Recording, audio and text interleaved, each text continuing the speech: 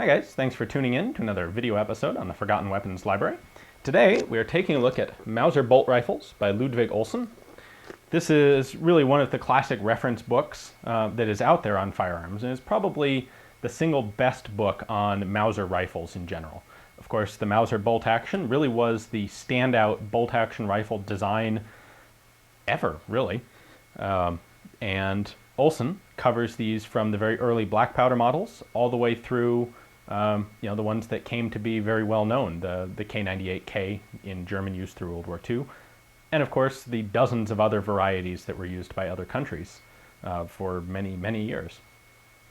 Now, one thing I like in particular about Olson's book is that he does a really good job of covering the history and the development and explaining what happened to Mausers and why and how they worked.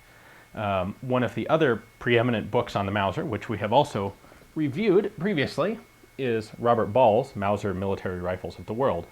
And in some ways, Mr. Ball does a better job of covering kind of the collector detail aspects, looking very closely at all the little variants that were used by each country, where, on the other hand, Olson is a bit of a broader view. He certainly does discuss all the international varieties of the Mauser, but doesn't get quite down to the level of detail, of things like variations in bayonet lugs, that sort of thing. Instead, he has a lot more history of the Mauser and development and background. In fact, there are a lot of specialty books on Mausers out there, and really you would be best off reading those after you have a basic understanding of the history of Mauser by reading Ludwig Olson's Mauser bolt rifles. So on that note, why don't we go ahead and take a look inside, and you can get a feel for what the book looks like. All right, as is usual in a book like this, it begins with a history of the Mauser Company and the founders, Paul and Wilhelm Mauser. And go into discussion of the black powder Mauser models, and each chapter has some really good cutaway drawings, good explanation of mechanically how all of these guns work. Third chapter, sorry. This is the development of the smokeless powder Mauser. So starting with the Commission 88, which wasn't actually a Mauser technically, but did have a few Mauser elements to it. And then developing through some of the other early Mausers before we get to, let's see, I don't have the page bookmarked here, but before we get to the chapter on the Mauser 98, which is the most famous, the most successful variant of the Mauser. I just wanted to point out here some of the technical detail that's included. Really good explanations of how everything works. Cutaways, close in on how all the parts are designed. We have some information on cartridge development as well, because that was integral to the evolution of the rifle, was the evolution of the cartridge that it was designed to fire.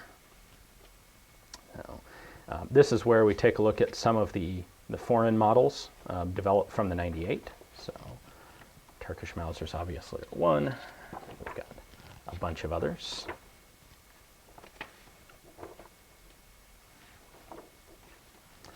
Of course, you knew on a video that I'm interested in, there's going to be unusual Mausers. And this covers a number of cool varieties. One in particular that he does talk about is the, back to it here for a sec, the Mauser Tankgewehr, which was quite an impressive rifle. Anyway, moving on, we have sporters made by Mauser, and then we have a chapter on sporters made by people other than Mauser, but using the Mauser system. Yes, there are better books out there covering just this specific topic, but the overview provided by Olson here is really a very good one. So he discusses sporter cartridges in some depth. And then finally we have a whole series of appendices. There is some really cool information in the appendices here. A lot of ballistics information on different cartridges, including all the sporter cartridges that were made by Mauser, which is good, valuable information to have, and the sort of thing that you really have a hard time finding a lot of other places. So there we go. So there have been 3 different editions and a total of something like 16 different printings of Mauser bolt rifles. Information definitely got added as the book evolved, and so you definitely, if you don't have a copy, you want to get a copy of, at the very least, the 3rd edition, and if at all possible, like the 15th printing, one of the most recent printings, because even in some of the later printings, when the page count didn't change, information got added in little nooks and crannies, and just for the best bang for your buck is going to be to get the most recent version. Since the 70s, this book has actually been owned and printed by Brownells, so you can find them on Amazon, but they're going to be a bit overpriced because Brownells doesn't sell them directly on Amazon.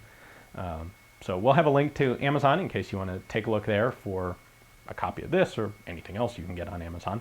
But we'll also have a link to Brownells where you can purchase them brand new there. That's where this copy came from, was direct from Brownells. So definitely, if you are a bolt-action rifle fan, if you're a Mauser fan, if you're a World War I or a World War II fan, this is a fairly fundamental book that really ought to be in your library. It's an excellent read, ton of good info. I think you'll enjoy it. Thanks for watching, guys.